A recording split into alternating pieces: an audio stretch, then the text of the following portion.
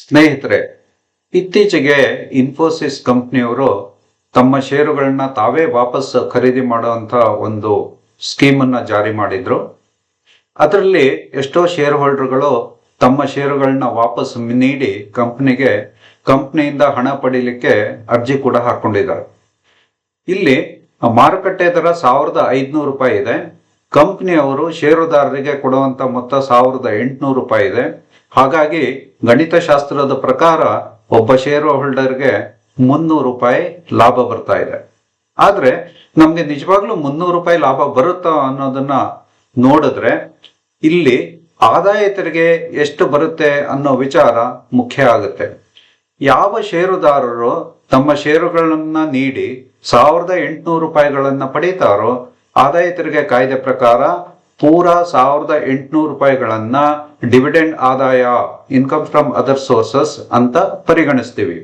So income from other sources ಅಲ್ಲಿ ₹1,800 ಹಾಕಿದಾಗ ನಿಮ್ಮ ಬೇರೆ ಆದಾಯ ಸೇರಿ ನಿಮ್ಮ ತೆರಿಗೆ ದರ ಏನಾದರೂ ಶೇಕಡ 30 ಆಗದಿದ್ರೆ ಆಗ ನಿಮಗೆ ಬರುವಂತ ಪೂರ್ತಿ ಮೊತ್ತ 1,800ಕ್ಕೆ ನೀವು ಶೇಕಡ 30ರಂತೆ ತೆರಿಗೆಯನ್ನ ಕಟ್ಟಬೇಕಾಗುತ್ತೆ.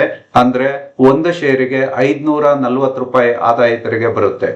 1,800ರಲ್ಲಿ 540 ಆದಾಯ ತೆರಿಗೆ ಕಟ್ಟಿದ ಮೇಲೆ ನಿಮ್ಗೆ ಕೇವಲ ₹1,260 ಮಾತ್ರ ಜೇಬಲ್ಲಿ ಉಳಿಯುತ್ತೆ.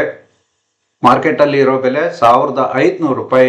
ಹಾಗಾಗಿ ಈ ವ್ಯವಹಾರ ನಿಮಗೆ ಒಂದು ನಷ್ಟದ ವ್ಯವಹಾರ ಆಗುತ್ತೆ.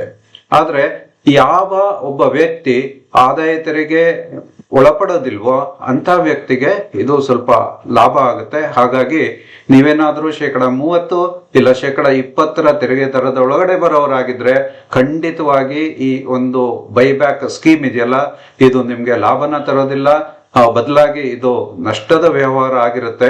ಹಾಗಾಗಿ ಈಗಾಗಲೇ ನೀವು ಬೈಬ್ಯಾಕಿಗೆ ಅರ್ಜಿ ಸಲ್ಲಿಸಿದ್ರೆ ಇದ್ರ ಬಗ್ಗೆ ವಿಚಾರ ಮಾಡಿ. ನಮಸ್ಕಾರ.